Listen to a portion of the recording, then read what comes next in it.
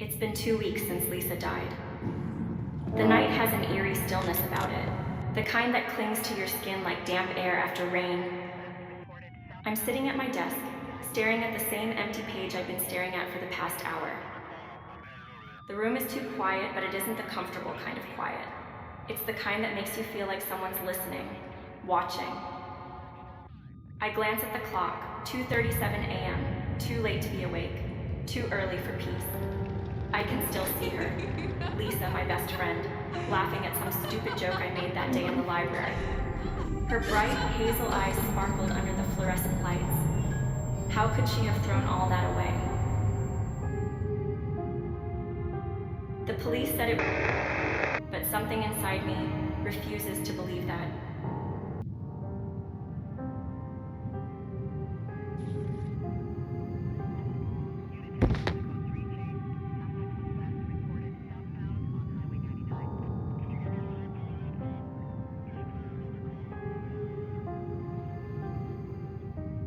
Lisa wouldn't just give up. She had too much life in her, too much light. There's a gnawing sensation in the back of my mind, a whisper that's been growing louder every day since her death.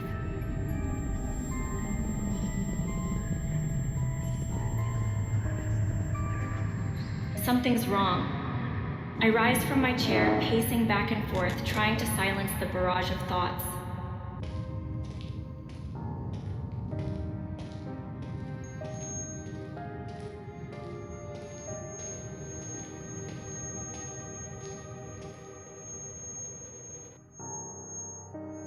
Pain in my head again.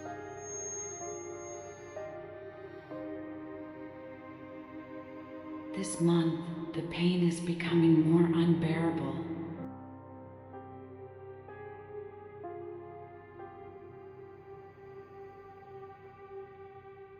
The pills that the therapist recently prescribed are the only thing that helps for a short time. My mind keeps playing her last voicemail on a loop.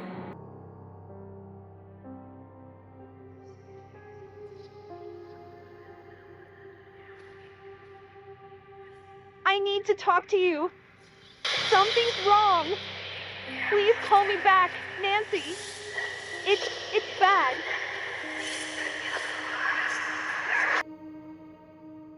I never called her back.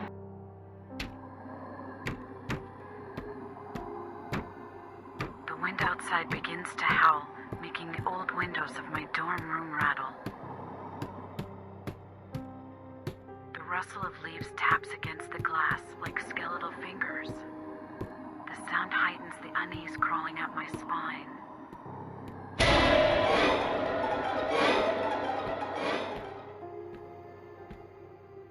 I don't know why, but I feel watched.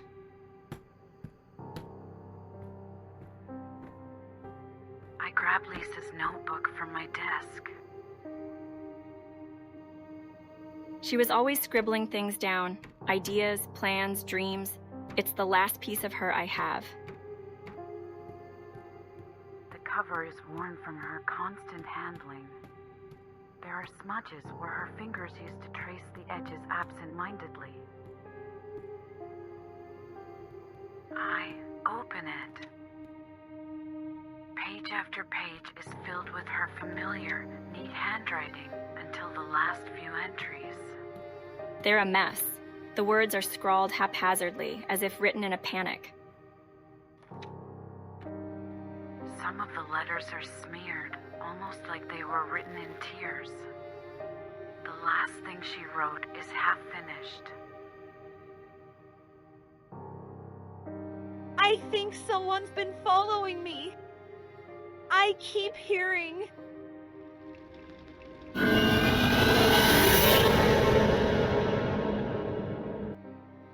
The sentence trails off. I flip to the next page, but it's blank.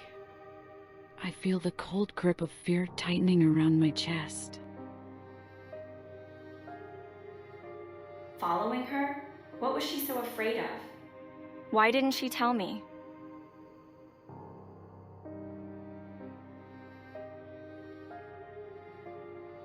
The room feels colder now, like a draft has slipped through the cracks. I hear something. It's faint, barely audible, but distinct. A whisper.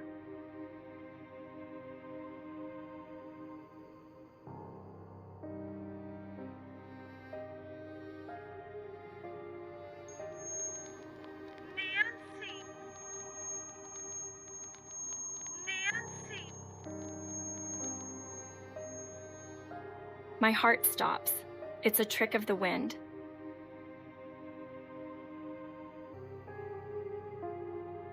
I force myself to believe that as I sit down, gripping the notebook like it's a lifeline.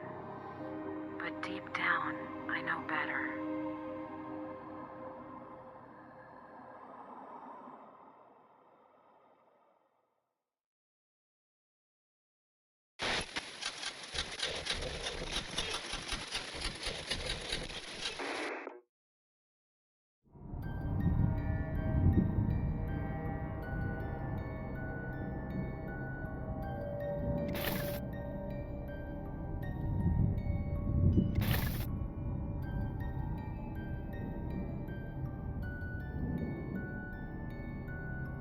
Days pass, each one feeling more suffocating than the last.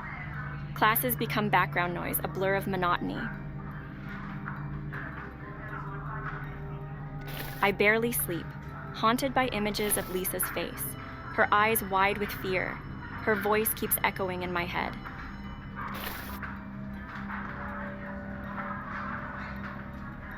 Something's wrong!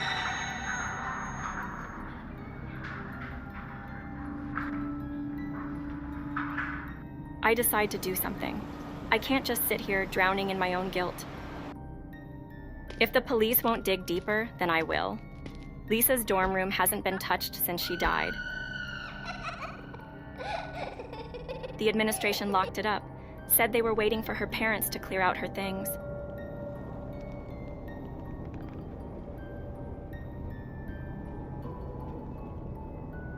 I find myself standing outside her door late one evening.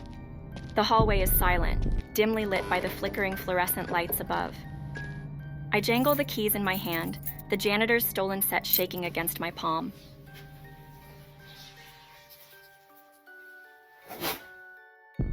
My breath quickens as I unlock the door and step inside. The room is thick with dust, the air stale.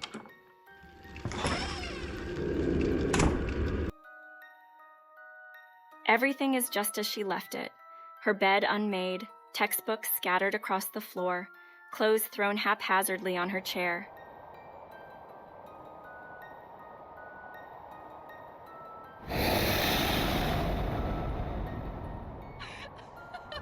The room looks like someone was in a hurry to leave, or maybe they were just scared. I go straight to her desk.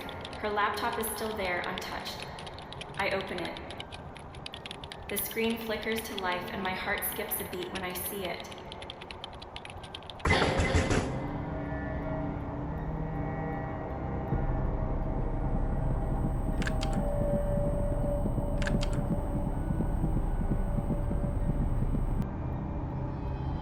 I figured it out. There's something wrong with the people here, Nancy. I think I found out too much. They're coming for me. If something happens to me, please find out what's really going on.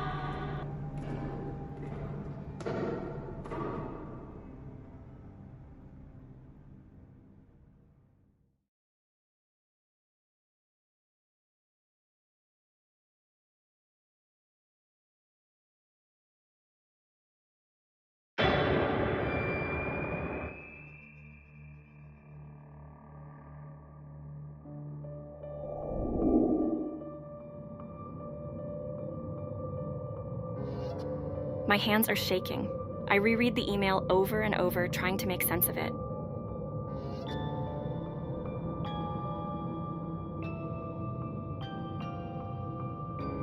Found out too much? Who was she talking about? The next few days blur into a frenzy of secret research.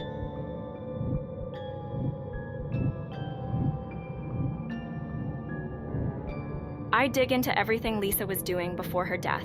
Her class notes, her online activity, her social media.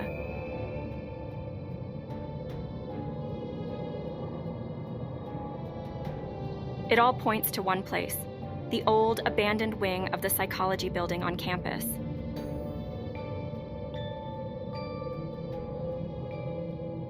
The part of the university no one talks about. I decide to go there, at night.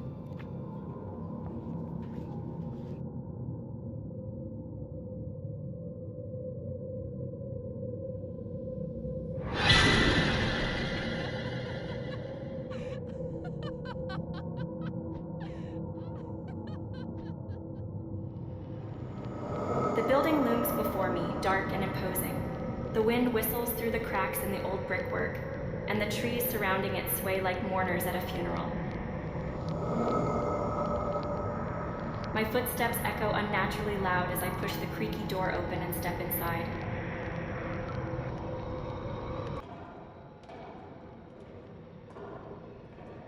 The air smells musty, thick with decay and disuse. Every creak of the floorboards beneath my feet sends a shiver up my spine.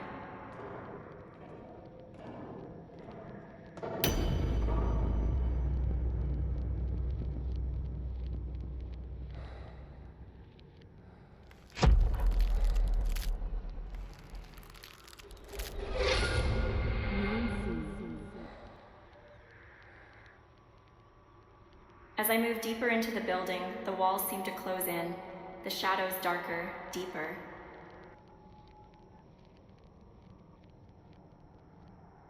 I hear a noise, a faint, rhythmic sound like whispering. My breath catches. I hold still, straining my ears. Nancy. It's there again, closer now. My pulse quickens. The voice is unmistakable. It's Lisa's voice.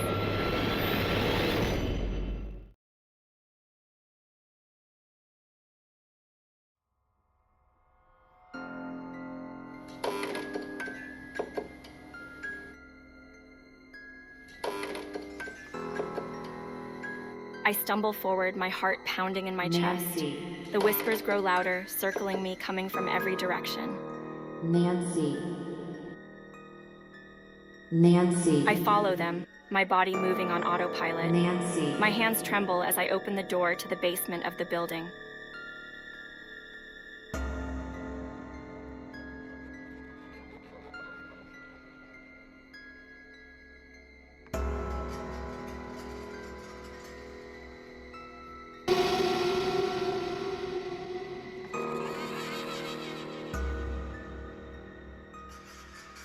The air down here is heavier, more oppressive.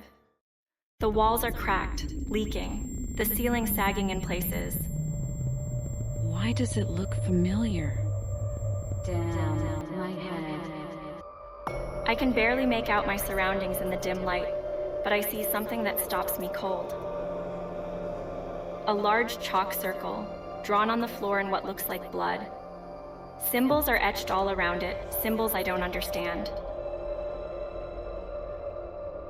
In the center of the circle is Lisa's photo, surrounded by candles, some of which are still burning. I feel bile rise in my throat. Who did this? Footsteps echo behind me. I whip around but see nothing. Suddenly there's a hand on my shoulder. Cold, icy fingers grip me, and I feel the breath on the back of my neck. It wasn't. A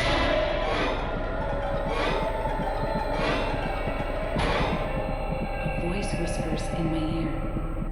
Lisa's voice.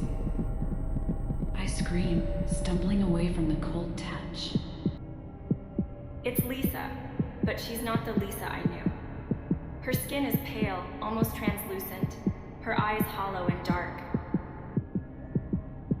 And she's smiling, a twisted, unnatural smile. They lied. They're all part of it. I can't move.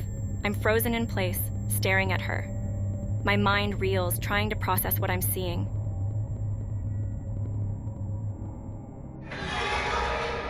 They made me do it, Nancy. I didn't want to, but they made me. And now they're coming for you. You need to remember. Run, Nancy!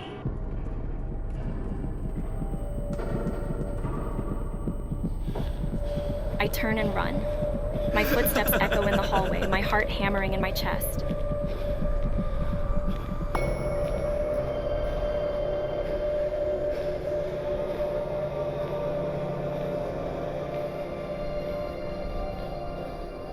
I don't look back. I can still hear her voice, whispering, echoing in my ears. And now they're coming for you.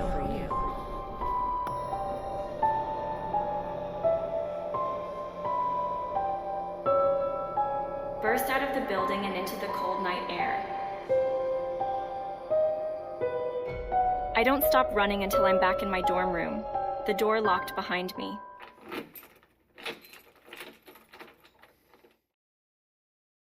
But the silence is back.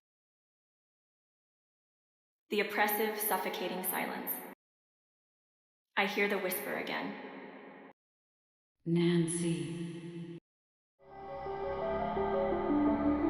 And then I realize it's inside my head now. It never left. Lisa was right.